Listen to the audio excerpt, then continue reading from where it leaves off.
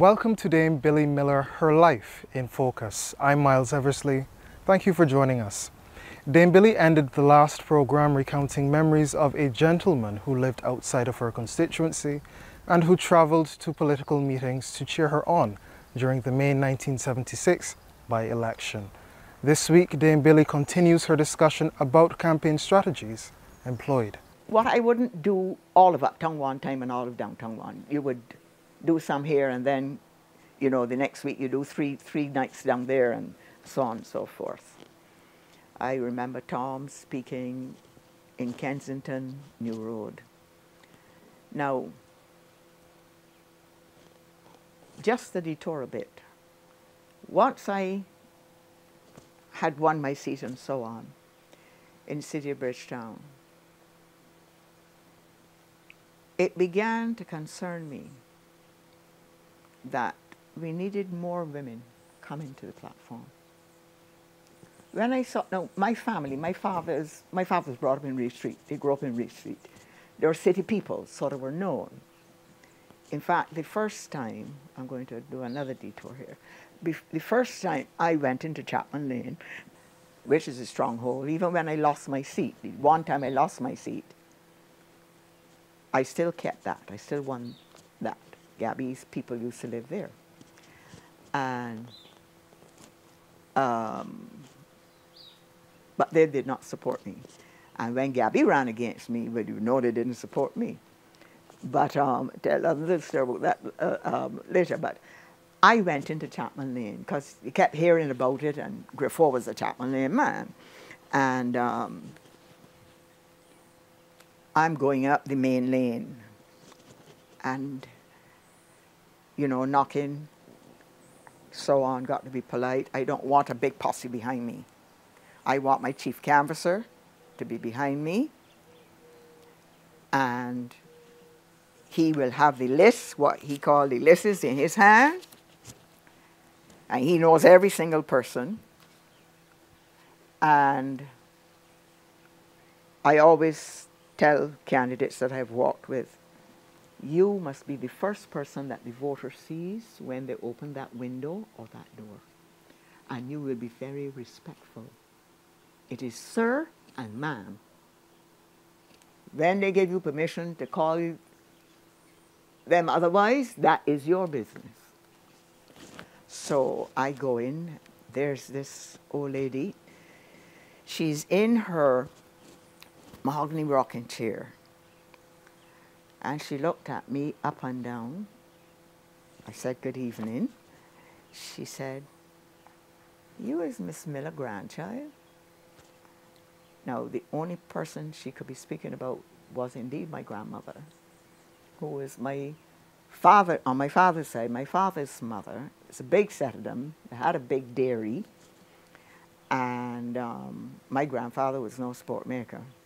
He would wake them up in the morning at 4:30, and the girls got to go on milk, and the boys got to muck out the cow pens.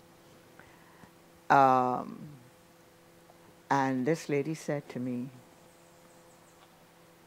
so you are the candidate for up here? I said, yes. And I've come to ask you to vote for me.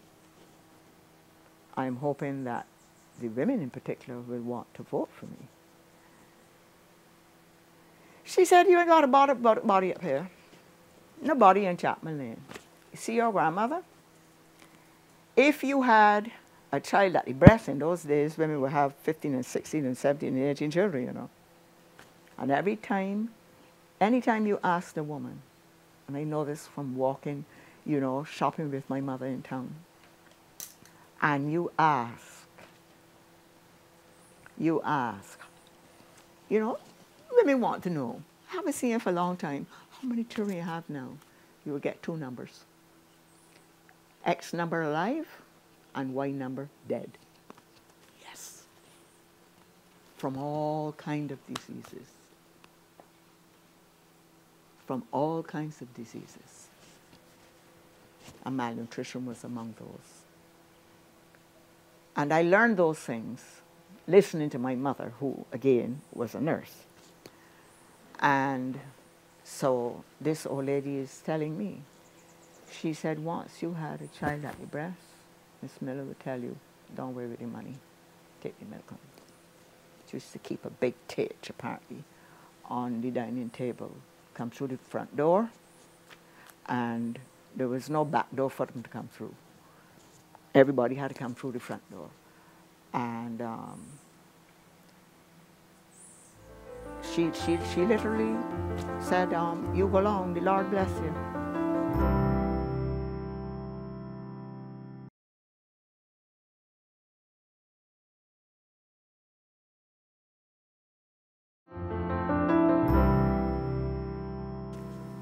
And then I went on with my canvassing, trying again to, you know, reach out more to the men. Later on in life, when I tried to persuade women who I thought would do a good job in the parliament, but they always said to me, no, I can't handle the cursing and the drunkenness and so on. And I always used to tell them, I don't drink. I only have to smell it and I'm 3 streets to the bin already. I don't drink, and I don't go in rum shops. He said, but how you canvass then? I said, I let my chief canvassers go into rum shops, and the chiefest of all will have a certain amount of money that he knows that he can spend, so he get the old talk, the hearing what happened in this side and that side, and what happened uptown and what happened downtown, and so on. And they couldn't be. I couldn't seem to persuade women that you didn't have to be doing that. They didn't believe me. I said, I've never been into a rum shop. Why would I go there? My people are in there, and like if you had a meeting in Kensington New Road and John O's shop was there, somebody would have to come and say, and you know, that would mean you got to give us some more thing, fellas down in the grog. And, but I was still listening to the meeting. And it was like that. I think that what I did was to bring a different style of campaigning, that people hadn't seen it that way before. And it was like that to the bitter end when I retired. I walked with a lot of other people who were new candidates and so on. I walked with Owen Arthur. They gave me one of the hardest districts. And I told him much of what I told you just now. When you get to the house, before you start canvassing, before you start canvassing, don't come with no mob of ton of people behind you. People don't like to look out through the window and see, you know, especially old ladies say, who is all of them? I don't want to run my house. You go with about 5 people, maybe 6. Your chief canvasser must have the list. And the person who is, when you get inside, if you get to go inside, will be taking names of people that you have to come back to now and get them to go onto the list and so on. And then you are going to have walking ahead of you, like 6 houses ahead of you, a person who is just knocking and saying, Mr. Arthur coming up? Yeah. Because people want to be tidy, you know, to suddenly go and fluff up the cushions and so on. Mr. Arthur coming up? Yeah. But then I always had a fella long way behind me. And he's a fella who must not be known in that district, because he's going to listen to the comments. I want to buy my she. You're going to get that sometimes. She went in at 10, you know, but she stayed longer there than she stopped at me. So that tells me next time I go there, and I'm going to tell her straight to her face, I hear that you tell people that I ain't stop at you as long as I stop at Miss Thing. Well, I hear now. She can't say a word. But it was like that, you know, you got on with people. And I didn't find it hard. The other people were laughing at me because they said I'm writing down everything in a book and this and that and all this kind of thing. But then the campaign came to a head, and the count was going to be at Bethel Church. I'm a Methodist. So for me, that was hand of God. And all of us are sitting down in there. Al just came and sat next to me. We go back a long way, and we got on exceedingly well. People didn't want to believe that, but we did. And everybody is nodding because, you know, you didn't have any sleep the night before. And you've been on the road getting people to depose the whole day, you know, and Al went right down his head. A lot of votes came up and so on. And he still hasn't heard jokes. Then he heard he sat upright. And he said that was his first vote. He said something else, but I would not let to repeat it. So it was like that. I mean, Gabby ran against me. I have a photograph there in my red booklet. I don't know if you noticed it. And we are in the counting house, and Gabby and me and all the other candidates down in the back, you know, listening to the votes and being counted and so on. You know, it isn't this thing that people think, and I don't speak to so-and-so and so on and so forth, and stamping out of the meeting and so on. Nothing like that. And after the ballots were counted, the returning officer approached the microphone to declare the winner. Here's what occurred on the evening of Wednesday, May 12th, 1976, in the auditorium of the Bethel Methodist Church. I therefore declare Miss Billie Miller duly elected to represent the city of Bridgetown in the House of Assembly.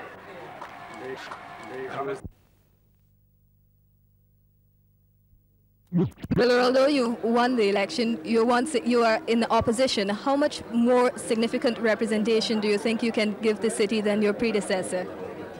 Well, the fact that I'm in opposition is a very real one, as you've stated. But you must remember that, as I've just said, this win for us in the city represents a very real swing. And I firmly believe that the people of Barbados now, including the city, are with us. You said, where do we go from here? I don't quite understand the question. Where do we go from here? Well, will this influence your timing for any general election that might be forthcoming? No, I don't think a general election has anything to do with by-election timing. General election has to do with the state of the other constituencies and how well ahead with their groundwork and their homework the other candidates, both the sitting members and the new members, happen to be. For the first time in this Parliament, we can make a quorum of our own, and therefore the government will be forced to attend once Mrs. Eastman stands with the members of the opposition. Further than that, it means that the government does not have a two-thirds voting majority on the floor of the House and cannot put off the general election, can no longer make the spectre of a dictatorship and a one-party state true in this Parliament at least. Those events will be discussed later in this program, albeit briefly. Meanwhile, Dame Billie takes the oath of office and is later received in Parliament. But how was that reception? No, I was not offered words of welcome after the by-election. I remember when David Simmons went up, and oh my dear, big fuss was made and hands shaken and so on. You know, and he made his little maiden speech and so on. I didn't get any of that. Except, when I first started to canvass uptown, there was a young man there with a tailor shop. He was also a seaman, and every now and again he would go off, you know, on one of the boats that you would work on for maybe a good few years. And I went to the door of his tailor shop. He's there, machine and saw, and other fellas in there sewing and too.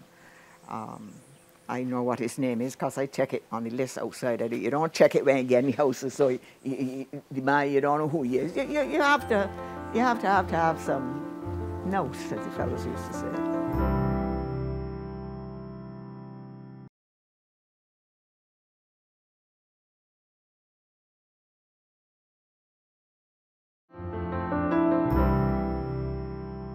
So he wouldn't even look up at me. But I'm telling him. He said, "Well, what you come in my shop for now?" I said, "I would like to persuade you to vote for me when the election comes." Got back working and so on, didn't take me on. The next time I went uptown, I went back to his shop. He's in there. He said, "But you're back in here again?" I said, "Yes." Because I feel I have to try harder now to persuade you to vote for me. And that happened 3 times. The 4th time I went back, and he is in the booklet too. The 25th anniversary, I did a booklet and so on. He's in a photograph in there too. He looked at me, he said, "You don't have to go on humbugging me anymore. I have decided that I am going to vote for you, and I am going to sew the dress that you are going to wear when you go up the steps to the House of Assembly." So said, so done. He sent for me and carried me down to Annie Wilson, who at that time was next door to Parliament. Annie Wilson used to be at the far end of Swan Street, but he had moved up there. And we went in. In those days, this is 1976, there was, well, you know, all the plastic, I used to call them plastic materials were coming in, nylon this and nylon that, and this thing was a thing called crimpolene. And he said to me, "Choose a color." And I chose like a pale, what we call it, not orange, not bright orange or anything, a yellowish kind of color. He didn't tell me anything. He just measured me. He didn't tell me how he was making it, nothing. And then he came and he said, "All right," called me and he said, "Come on down, try it on." It was a dress with 2 very narrow, it was sleeveless, with, what do you call it, straps, very narrow straps, and then a flared skirt. And then he had a bolero with short sleeves that I put on over that. I felt like a queen on 10 wheels, man. He was so pleased, and so was I. And everywhere he went, I kept telling people, one of my supporters made this dress for me, you know. Yes, please. But I was not welcomed. Not even Mrs. Speaker, a new member. Tom Adams put me between himself and Lionel Craig. You do that with a new person. And the only person who greeted me was Gertz Eastman. Now, she was a woman of class. They treated her very badly on her side. And by that time that I came, she was sitting at the far end of that side of the house with a big gap between her and the other members of her party on that side. She got up from her seat and she came over. She crossed the floor and she came over to me, kissed me on the cheek, and welcomed me to the House of Assembly. She is the only person who so welcomed me. I don't think that Tom Adams was pleased that I did not get a welcome from the other side apart from her. Because David got welcome from everybody. But I didn't let that bother me at all. I got up, I made my maiden speech, and then I was ready to go. And then, of course, the by-election is gone, and the general came a few months afterwards, in September.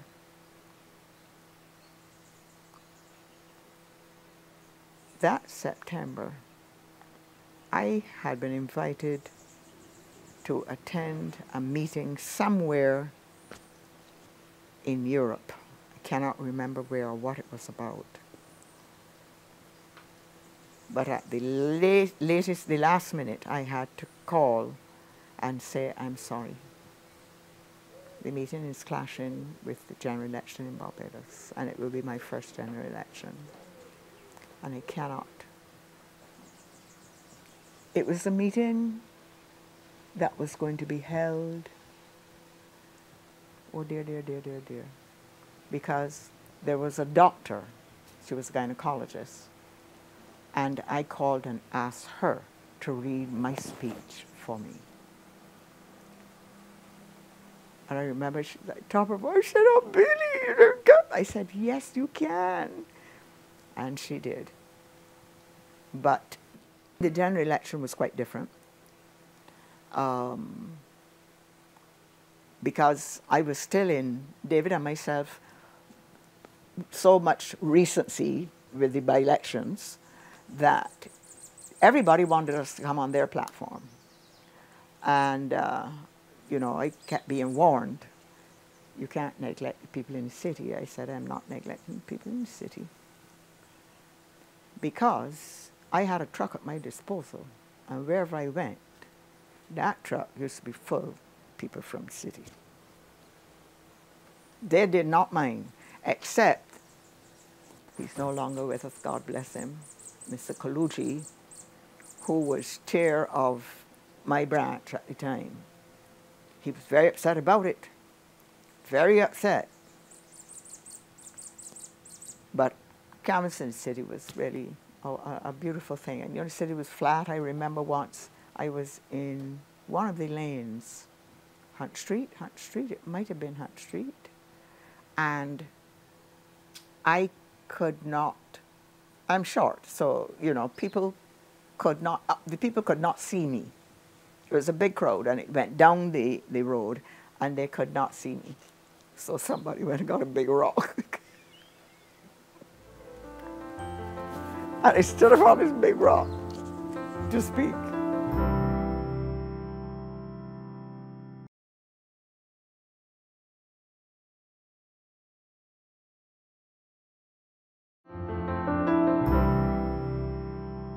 I spoke at every single parish, every single one. The late Howard Roberts used to drive me. He said, I know everywhere in Barbados, my Billie, don't worry about that. We had this meeting over in St. Andrew. I said, Howard, you sure that we going the right way? He said, yes. Then we came to a T-junction. I said, all right, but which way are you turning? He said, either will do. So obviously, you know, he don't know really had we going to this meeting, so we stopped now asking people. But the meeting was like a big gully, the truck that you're speaking from over there, and the crowd over here. But people sprinkling through the gully. I was even slimmer than I am now. So the fellow said, we got to get rid of the truck. So, hand by hand, overhead, I was handing from one set of people to the next set of people till I got to the truck. So there's always going to be somebody in the crowd who was going to shout out, "Is Billie come back tonight?" I said, well, listen, it took me long enough to get here, so I can do Dixie here tonight. But you have to speak. You have to speak. People are not stupid in Barbados, well, not anywhere for that matter. But they really want to hear what your message is, the real message that's coming to you is, you know. What happened is that because of the by-election, by the time the general election came in short order, I could not even get to speak in tongue if I tried. Every parish, I went to every single constituency. Every one. I got cursed. I remember Don Blackman cursed me past my bang ground. I was walking through the crowd, not trying to upset a meeting or anything, because I did not expect that they were having this big meeting there. In fact, in a manner of speaking, they were trying to steal our meeting spot, as usual. And Don Blackman said, I gather that Billie Miller is somewhere in this crowd. Please, don't touch her. Open up. Let her go through. I don't want a hair on her head to be damaged, because you know they will say that we're licking her up. I went up to a meeting in St. Philip. And when I came back down, the crowd was still there. But I decided that I would not go through the crowd again. But, because, you know, in Barbados, we tend not to get rowdy in our meetings, you know. I mean, I have spoken at meetings all through the Caribbean already, let me tell you. And some of them, the rock pelting and, oh yes, it gets, you know, and all that kind of thing. But it was good, but the point was you had to get your message across. I can see now, dressed in all white. We nicknamed him Snow White, standing up at the corner of Nelson Street, and he's handing out $100 bills. You know, it was $100 bill in them days.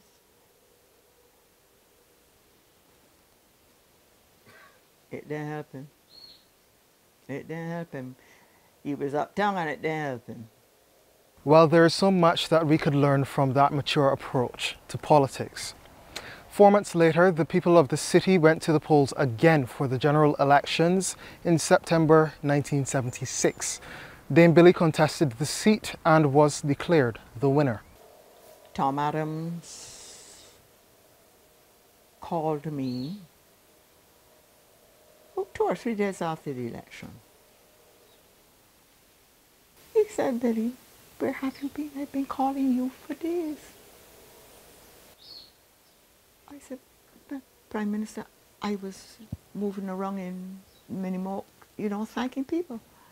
In the by-election, I did it and people so appreciated it. Every street I went to. And that is what I was doing. He said, but your colleagues were all sitting down next to their phones. I said, why, what happened? I was so ignorant in them days, how politics works. Well, certain aspects of it. He said they were sitting there waiting for my phone call. I said, get it, you know. I said, well, what should I do then? He said, I'm calling you, Billie, to offer you the Ministry of Health and National Insurance. National Insurance. I didn't even realize then that he was giving me the same portfolio that his father had given my father. But Daddy had social services, which was much bigger. But with that, as Minister of Finance, he had the financial portfolio, whereas the day-to-day management of the National Insurance was what my job was. And that pleased me greatly. And history shows that it did please her greatly. I'm Miles Eversley. This has been Dame Billie Miller, Her Life in Focus. Thank you, Dame Billie. The series continues next week at the same time. Goodbye.